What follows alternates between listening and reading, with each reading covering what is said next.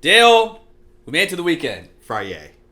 January 15, 2021, halfway through the month now, and we are going into, I think, divisional weekends probably the best. Yeah, about the playoffs, right? Wild card's like a good little entree, or a good little opener. It's an opening act. Yeah, it's like an appetizer, right? Opening act, yeah. A little appy app. And now you're really in the meat of the matter. You have all the teams that had buys that are playing. Let's get right into it. You're right.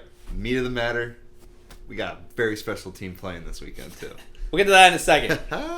Saturday's game, 1:35 p.m. You got the LA Rams and the Green Bay Packers. You have a Packers team that's coming off of a dominant season and first-round bye, but you also have a Rams team that really surprised everyone, right? Came in as upsets and defeated the Seattle Seahawks with Jared Goff's broke thumb after John Wolford got knocked out by Jamal Adams. Yeah. Aaron Donald practiced yesterday. He has a rib injury. Yep. I think he's the biggest X factor. Yeah. I'd agree with that. I would agree with that for sure. Sean McVay, fun fact for you, is 36-0 when leading at halftime. So it'll be huge this weekend. Can the Rams get off to a good start? The Packers didn't play last week. Aaron Rodgers didn't really play a lot in their last game either, I believe. Mm-hmm. So it'll be interesting. Are they going to be clicking on all cylinders to start that game, or can the Rams stay hot, come out firing, score some points early? That'll be something to watch out for. What is the line, 6.5? Yeah, we're at 6.5. Green Bay's getting the points, over under 45.5. I think that the Rams will cover. I don't know if the Rams win, but I think the Rams cover. And 45.5, I think there's going to be points scored. This isn't going to be a defensive lockdown. Both offenses are way too good for that. So I think that the over hits, and I think the Rams cover. I think that you got to go back to 2011 when the Green Bay was 15-1. Aaron Rodgers MVP season. The season previously, they won the Super Bowl, and the Giants came in and punched them in the mouth. Yep. I think that Sean McVay can get his team rallied up and fired up to go and try to make this an upset. I wouldn't be surprised. Yeah, I agree. Would not be surprised. Then after that, Saturday, 5:15, we have the Baltimore Ravens at the Buffalo Bills. The Bills are getting 2.5 points there, and the over-under is going to be set at 49.5. I am so excited for this game. This is a sneaky game of the weekend. A lot of people are talking about the Mahomes getting back. You get Rodgers back. You got the History Channel we're gonna talk about in a second with Breeze and Brady. A sneaky 2.5 line between the Bills and the Ravens. Lamar finally got his win. I'm happy for him. And you have Josh Allen, who I think the Bills are probably the hottest team in the NFL right now. I think they need to get their sea legs versus the Colts. You know what, man? I think at this point, if the Ravens just let Lamar do Lamar, don't tell him and confine him to one box saying you have to pass. Let him go make some plays. I can see the Ravens winning this game. Yeah, no, you're absolutely right. I could see them winning this game, but I think the Bills will win this game. You think they go? I think the Bills. Yeah, I think the Bills have the defense that can contain Lamar, and I think they have the offense that can put up a lot of points. Mm-hmm. If you look at the Ravens stretch here, I don't think they've really beat up on any too good of defenses. Like, look at their showdown against the Browns, 47-42. Mm-hmm. Browns put up a lot of points there, and their defense was very holy. Yeah. We weren't very good. Myles Garrett had no lungs still getting back from COVID. So you know what? I think the Bills are going to take care of business and make it to their first AFC Championship game in a while. In a long, long time. Yep. Happy for Bills Mafia because there's going to be fans in the stadium. Temperatures are set at 35 degrees. Yep. I think I might take Lamar. And I might have to give some praise to your boy from Ohio State, J.K. Dobbins, because they are fucking running the ball. You have Marcus Peters on the other side of the ball and Calais Campbell. It's a good a good defense. So. JK all day. About time they realize he's the best back in Baltimore. So I'm going to be taking the Bills and the over here. I'm going to take the over. I'm going to take the Ravens. Dill, Sunday afternoon. He's wearing the jersey. You tweeted this morning the speech that Jarvis Landry had in Hard Knocks a couple years ago, HBO Hard Knocks, saying, we're not for this shit anymore. We're not for this shit. He's changing the culture. I fucking love Jarvis Landry. Shit's contagious. I like watching OBJ. I like Jarvis Landry. I think he's a fucking leader. I think he's a captain. He's a fucking man. I am really pulling for him here. It's so tough, though, because you still have to play Patrick Mahomes. I'm going to take the Browns with the points. Break it down. What do we got here? All right, listen. Blessed to be here. Yes. Bless him. Bless him.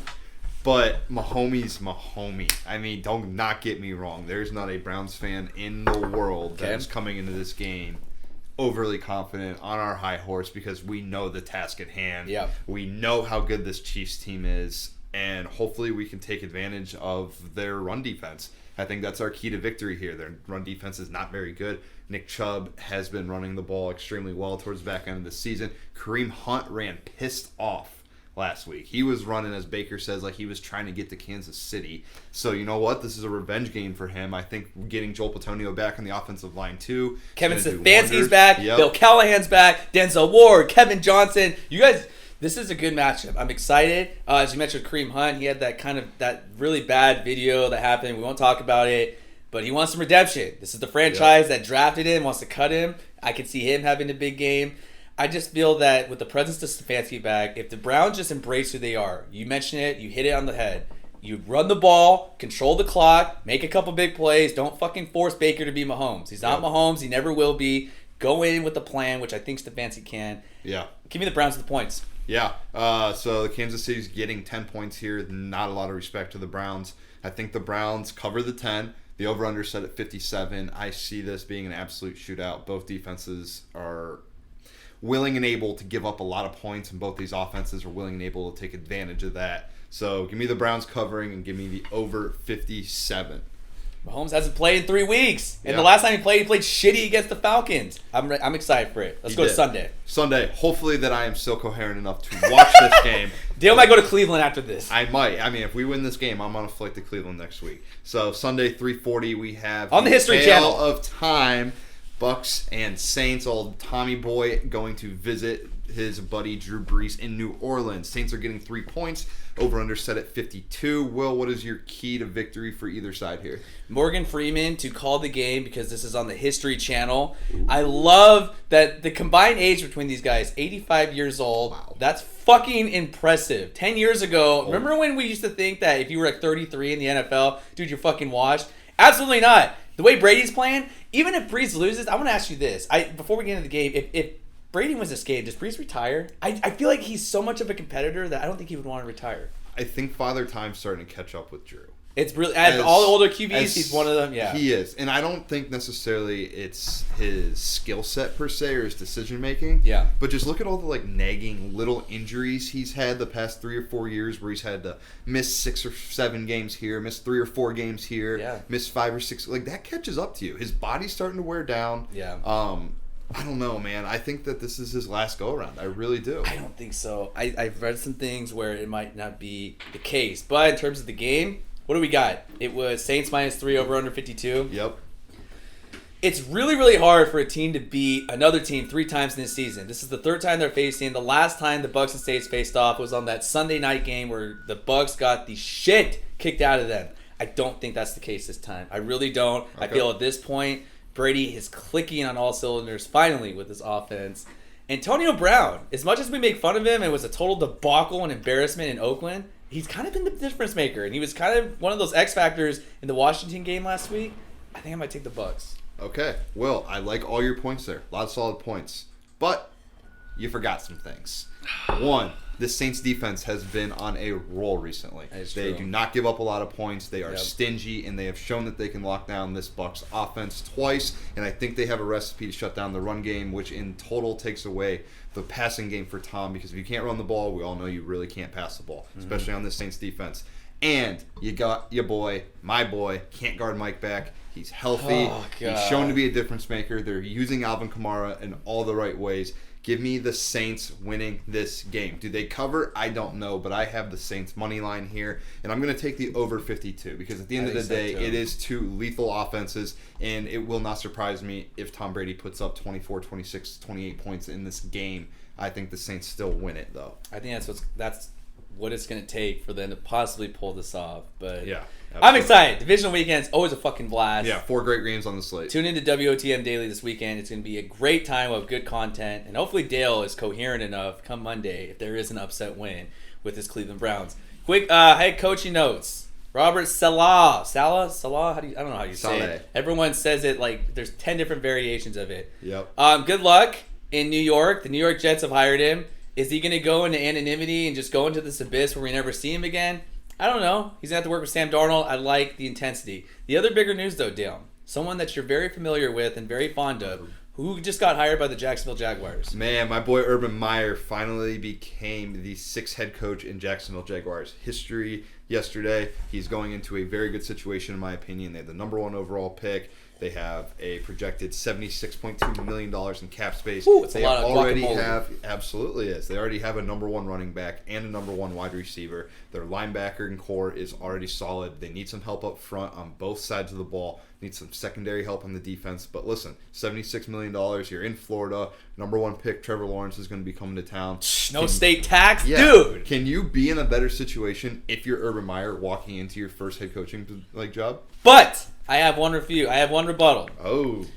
3 different times in his 40s, he had to step down for health-related issues at Florida and with the Ohio State Buckeyes. I don't know what's going on behind the scenes. We know the whole Zach Smith thing. We all know what was happening with his players getting paid because I know that's it.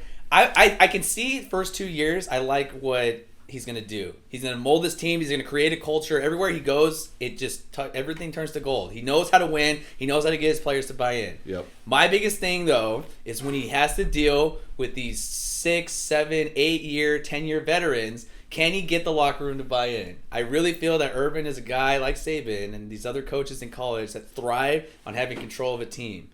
How are you going to handle someone that's possibly making more than you? That's what I'm curious about. And then what I know, good for Shad Khan when they were on that yacht. I don't know if it was just a free-for-all, whether it was a bunch of barbecues and fun acts for him to seal the job. I don't know. I think I kind of like it, though. Yeah. At the end of the day, this is one thing you will always hear about Urban Meyers. Players love to show up for him. Players love to play for him.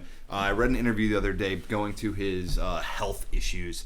One reporter said, and this is very, very clear, Urban might lose more games in his first year in the NFL than he lost in all of college. I think that's a good point, yeah. This same reporter said that, and he covered Urban Meyer at all of his stops, Utah, Florida, Ohio State. He said that he has never witnessed a head coach in the history of covering sports for him take losses as hard as Urban Meyer. So will he be able to handle losing 7, 8, 9 games next year? I mean, maybe we'll 10, find 11. Out. Yeah, and when it comes to the GM, they're not going to hire a GM that Urban doesn't want. Like, Urban wasn't going to take a situation and go into a job without the control that he wants. Urban takes his jobs with care, right? Like, Urban's not going to go, he's never walked into a bad situation, and he's never walked into a situation where he doesn't have complete control. So when it comes to the GM hire, I am interested to see who it is, but I do think that it's going to be someone that Urban has full support behind. We'll see how it turns out. We'll see how that turns out. I think he had, almost 150 wins as a coach in college. That's insane. Yeah, absolutely. One of the GOATs. Before we ended the weekend, Dale, our news segment. It kicked off last Wednesday. Today's special, the WOTM item special. Chase Claypool is still salty, Dale. He is the disgruntled rookie wide receiver for the Pittsburgh Steelers who lost last week. And I still love the tweet that he had. Losing, never heard of her. Probably should have never tweeted that. But he's a young guy. He's going to learn his lesson. He's still salty, and he's still mincing words with Cleveland Browns' success. What do you take from this? You know, this is the last time I'm going to mention the Pittsburgh Steelers this season. They're already on vacation. We have a game to move on to. They're in Cabo. Yeah, they're doing their thing already. Cancun. But I saw it come across Chase Claypool trying to say that yesterday that the only reason that he's so salty is because the Browns won with so much tried to humiliate them pretty much and acted classless. I'm thinking of it and I'm thinking about it. Like, dude, you're still hollering. You're the one who, is saying that we're getting clapped. You're the one still talking about it. Juju's the one saying the Browns is the Browns. We went out and kicked your ass. We can celebrate. You guys have done it multiple times. You hollered all year. Just shut your mouth. Take a slice of humble pie. Go on vacation. We'll see you next year. Go update your TikTok. Yeah. Go update your blog. You guys put yourself up to this when you do the dances on TikTok. You dance on logos. You talk shit in the media. You put out bulletin board material. That's your fault. That's a good point. The bulletin material, that's your Juju's probably the biggest one. And that's why I'm curious. We had a really good discussion, maybe 2 weeks ago. When you think of the Steelers culture, and me and you are not Steelers fans or whatever, but you have to respect what the Rooney family's done with that organization. They had the 6 Super Bowls. For sure. It's just, you look at guys like Juju and Claypool, and we're no one to judge character-wise, but when you put, it seems like a TikTok dance or some sort of, I don't know, social media move, that just seems like that's their priority. Yeah, it doesn't seem like the Steelers that I watched growing up where it's okay, they're going in, blue collar, button up, We're getting down to business. They don't care about that anymore. No, they don't. Absolutely not. And I'm surprised Tomlin has put up with it for so long. So exactly. That's something we'll keep an eye on moving towards next year, especially deeper into next season, because if it becomes an issue again, then now you have a problem. Yeah. Absolutely do. But guys, that is all we have for today's episode. Have yourself a good weekend. Go enjoy the football this weekend. Not many weekends of it left. Will and I will be back on Monday. I have a long weekend of drinking ahead of me, so let's hope I make it through. Give me the follow, WOTM Daily, Instagram, Twitter, TikTok, YouTube, Apple, Spotify, at Will Galvez, at @Arendale_. See you. Have a safe weekend. Corvette.